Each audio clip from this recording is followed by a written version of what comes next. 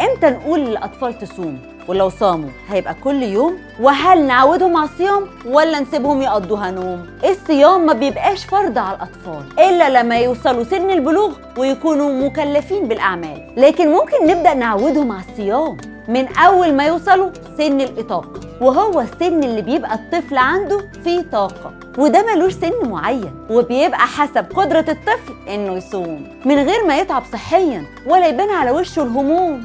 ويستحب إننا نبدأ نعود الأطفال اللي لسه ما بلغوش سن الصيام كفرض على إنهم يحبوا الصيام ويبدأوا يتعودوا عليه، ونقدم لهم عرض. وتدريب الأطفال على الصيام ده محتاج مننا ذكاء، عشان يعمل الموضوع ده بحب ما يفضلش يسمع لك نغمة الواق.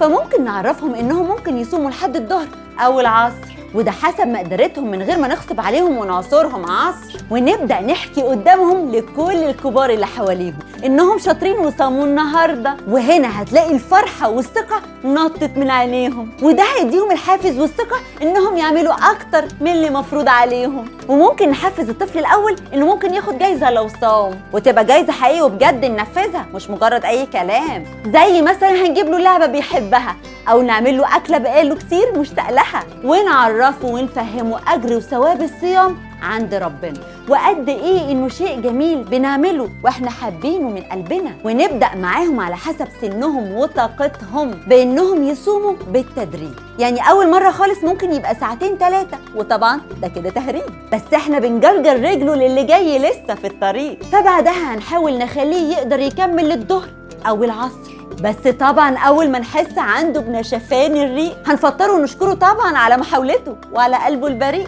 وكمان لازم نفهم الاطفال ان الصيام مش عن الاكل والشرب بس، لازم نفهمهم آداب الصيام وازاي نحب ونحترم غيرنا وبيه نحس. ولازم تعرفوا انه من شاب على شيء شاب عليه.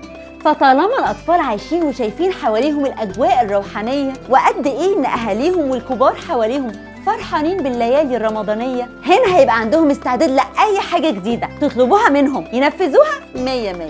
سؤال الحلقة: إمتى بيكون الأطفال فرض عليهم الصيام؟ ودي كانت حلقتنا النهاردة. استنونا بكرة في حكاية جديدة نتمنى تبقى ليكم مفيدة، ويا رب تقضوا خلال شهر رمضان أيام وليالي سعيدة. كان معكم بسمة مجدي، أشوفكم على خير.